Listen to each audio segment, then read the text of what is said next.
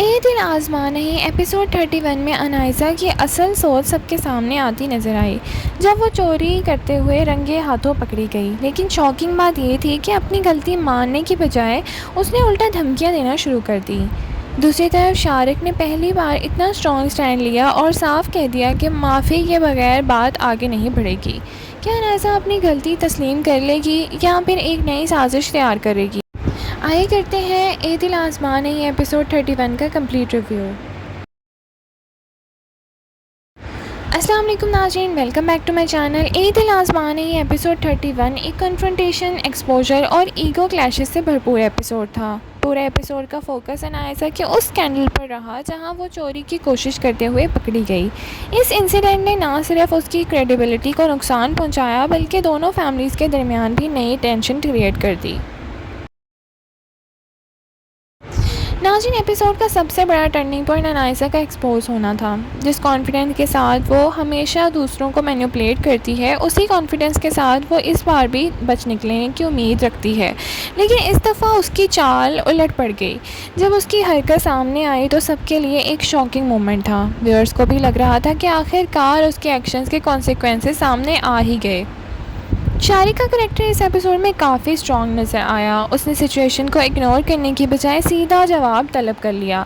लेकिन उसका मानना था कि अगर अनाइसा ने गलती की है तो उसे ओपनली माफ़ी मांगनी चाहिए। ये पहली बार था जब शारिक ने इतनी फर्मनेस के साथ अपने स्टैंड्स क्लियर किए।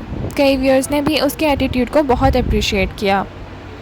अपनी गलती एक्सेप्ट करने की बजाय अनाइसा ने एक और नया ड्रामा क्रिएट कर दिया। उसने पुलिस इन्वॉल्वमेंट की धमकी देकर ख़ुद को विक्टिम शो करने की कोशिश की। ये स्ट्रैटेजी व्यूअर्स को बिल्कुल भी पसंद नहीं आई, क्योंकि जब सबूत सामने हो और सच क्लियर हो तो धमकियाँ देना सिर्फ सिचुएशन को ख़राब करना ही होता है। ये सीन अनाइसा के मैनिपुलेटिव नेचर को और ज़्यादा एक्सपोज कर रहा था। अनाइसा के एक्शंस का असर सिर्फ उस हद तक महदूद नहीं रहा। पूरा घर और फैमिली इस कंट्रोवर्सी में इन्वॉल्व हो गई और हर शख्स अपनी तरफ से रिएक्शन देता नज़र आया।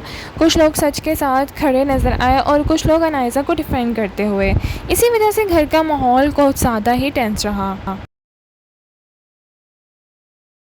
नाज़रीन, एपिसोड का सेंट्रल थीम अकाउंटेबिलिटी था और एक तरफ शारिक था जो चाहता था कि गलती को तस्लीम किया जाए, दूसरी तरफ अनाइसा थी जो हर कीमत पर अपनी ईगो बचाना चाहती थी। यही कॉन्फ्लिक्ट पूरे एपिसोड को एंगेजिंग बनाए रखा था।